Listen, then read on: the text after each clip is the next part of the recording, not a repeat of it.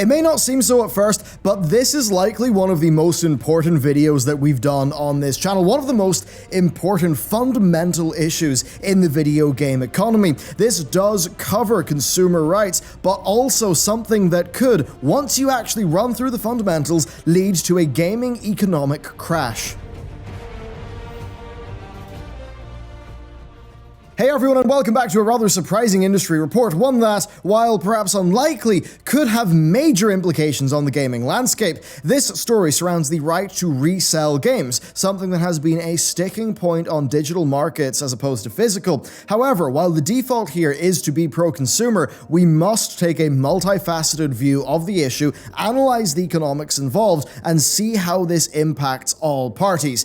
But first, let's talk about the actual story itself. A French consumer group took Valve to court over not allowing the resale of games. Proceedings have been going on for 3 years, with the process starting when the group took Valve to court over these points. Steam's subscriber agreement explicitly forbids users to sell their games. However, the transfer of ownership of digital products/licenses is legal. 2. Valve declined responsibility in case they get hacked and users' personal info gets stolen. 3. Valve claims ownership on the rights to any user-created content uploaded on Steam. And 4, it is impossible to get the money on your Steam wallet back if your account is closed, deleted, or banned. Now, funny enough, on that last point, if that was the case, it would actually allow people to cash out from Steam trading, which could actually have serious gambling implications. Anyhow, the vitally important background information to this is that Valve have won 2 German cases before. Now, this is because in the first time in 2010, it was deemed that the doctrine of exhaustion, which is the copyright holder's inability to control the sale of their goods after the first sale, that does not apply to digital goods.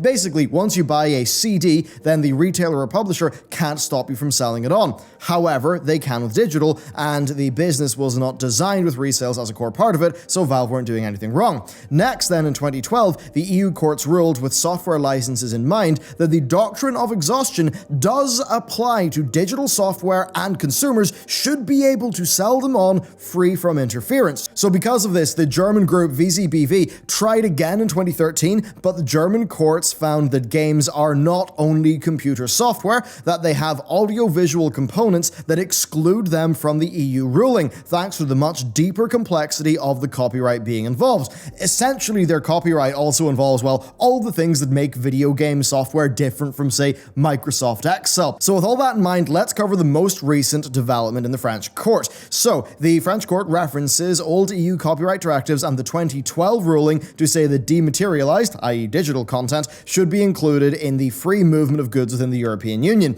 They note the EU ruling saying that a digital transaction, including downloading, implies the transfer of ownership, assuming that it was purchased, and that the license agreement grants access for an unlimited amount of time. Now, Valve actually calls their license a subscription, but, I mean, it's a subscription forever, so it's basically a purchase in everything but name. Now, the French court also said that while the IP law references a material copy, for the sake of justice, it should be understood that the download and installation of software makes that apply. Again, it is applying physical media laws to digital media, and there are some fundamental differences there, like a bit of physical media actually does degrade over time, unlike a digital key. Anyway, for specifics, the issue they have with Valve is Clause 1C of the Steam subscriber agreement. That clause basically has everything to do with the ownership of the Steam account and the subscriptions, i.e. purchases, on it. Effectively, Valve tie everything to your account and the associated data, and they use this as something of an excuse to avoid account resales. However, that clause is, in its entirety, deemed unfair and unlawful. Valve can't, in principle, stop players from reselling goods that they purchase. The clause, therefore, is deemed unwritten, and in terms of the French law, is null and void. It will have to be removed, and the courts say that the judgment must be posted on Steam for 3 months, and that Valve have 1 month to comply, or else they'll have to pay €3,000 a day for up to 6 months. As per usual, the courts say that Valve are based in America and Luxembourg, but that French users are involved, so they must be governed by French law, and that's the French reading of the situation. Now, here's the deal, right? This could be absolutely massive. This is the first case for digital media being sold that we're aware of, specifically the digital licenses, just in this way. A company called Redigi tried to create a platform for reselling digital music in the past, but they were ruled unlawful by the second court in the US. They weren't reselling licenses, though. They were actually claiming that they were just transferring media. Basically, they had a system that would effectively cut an iTunes music file from one user's PC to another, and they claimed that it was not reproduction. In terms of what this particular case, though, could mean, well, look, we're not legal experts here. We have little idea what sort of power the High Court of Paris has in France as compared to their Supreme Court equivalent, and how far this could apply to Europe legally. But this certainly is a very relevant ruling. Now, that said, unless Valve and others in the industry who find themselves being involved in this, unless they can appeal this, then it will actually take place in France, allowing French users to sell their Steam accounts. So Valve either have to let this happen or pull services from France. They don't necessarily have to create a way to resell individual licenses, but that certainly could be argued for after this ruling. They do have grounds to appeal, though, based on the damage that it will do to the game's market, because this, if fully implemented, could massively upset the industry. And that kind of begs the question then, what if this was to apply elsewhere across the world? Would the US follow the EU? Would the EU follow France? What would actually happen here? The industry, though, will not want this. That much is clear. And I think all the powers that be would try to fight this. They already despise the used game market, so a digital used game market, I mean, they would not like that because that would drop the value of games massively, so they will fight it tooth and nail.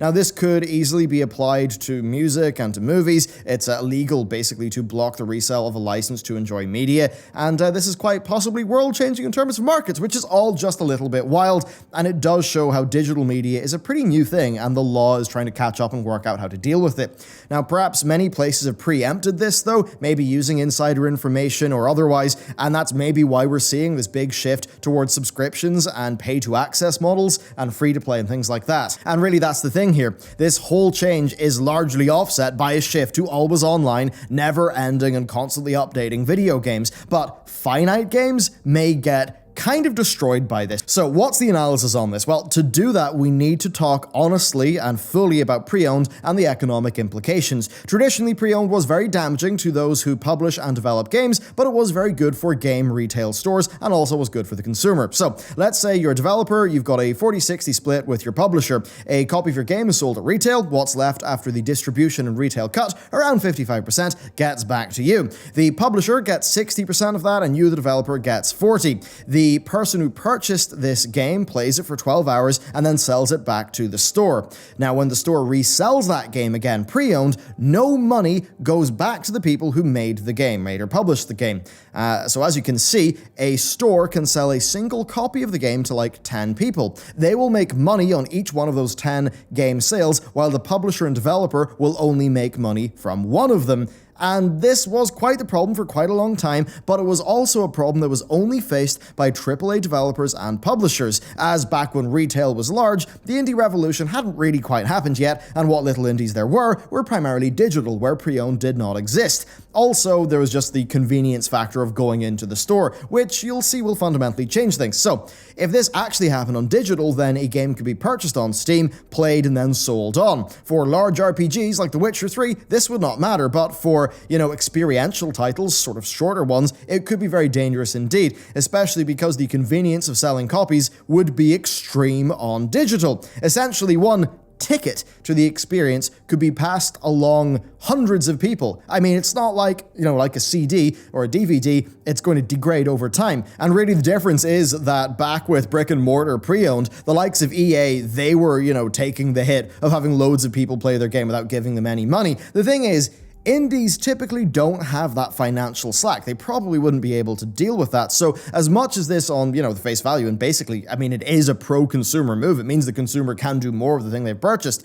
It might, in reality, though, destroy the financial viability of certain types of games, decreasing the breadth of experience available to consumers. Indeed, in a world where this existed, you would see far more of a push towards game subscription services like Origin Access and more of a push towards live service or free-to-play games. The whole point of live service games is recurrent spending, and that means they would not be impacted by a change like this. And Gotta be real here, much like how pre-owned damaged the AA and a sort of non-blockbuster AAA single-player market in previous generations, meaning that less of those games are made, this could sort of damage the equivalent from indies. Who knows how much though? I mean, as a teen who wanted to work in games, I purposefully did not buy pre-owned games because I understood that I would just be enriching a middleman retailer that didn't add any value. So because of that, I would buy new games for that reason, but that's not going to be the same for everyone, and not everyone will have the option to go with the more expensive option that supports the developer more.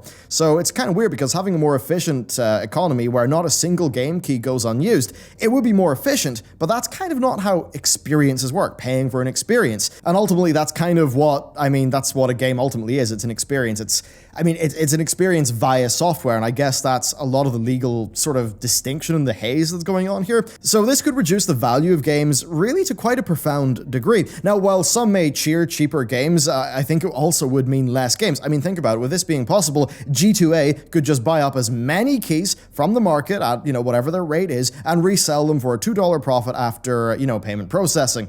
Now, since that would be doable by a user in just a few clicks, it would likely see far higher participation than retail brick-and-mortar pre-owned. So, being real, this could basically be automated. Somebody would just build a middleman platform and it would be really successful. Now, if you said to me, hey, all those hundreds of games in your Steam library, you can convert those back into pounds, and you can use those pounds to purchase new games or, dollars in the US, whatever, you might immediately think holy wow, that is so much money that I can just go and spend in games. That would sound really enticing.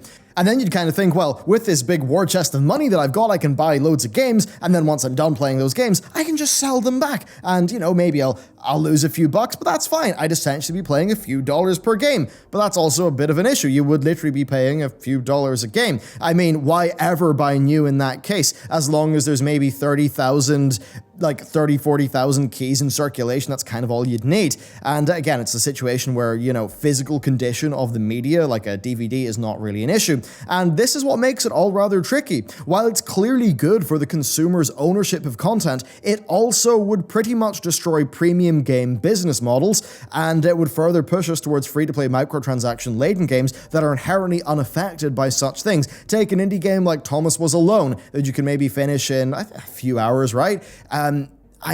That's not a game that's going to survive as well in the environment that I just described.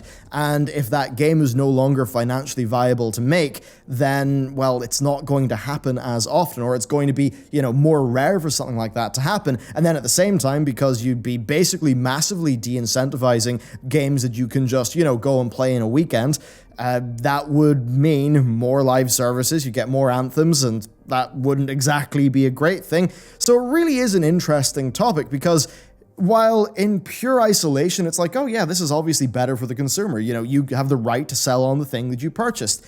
Then when you actually examine the economic implications across, everyone who is involved in the gaming ecosystem, you're kind of oh, okay, it could make types of games a lot less financially viable because all those resales would not be giving money back to the developer. And then you kind of think, hang on, that actually means that people who play games, the consumers, would have less choice. So it is a very, very interesting topic. And because of that, I would love to hear what you think about it down below. So yeah, with that, what a wild video, very interesting topic. I'm just so interested to see where the spread of opinions is on this one. So please do let me know or discuss it on our Discord. And with that, I will see you next time.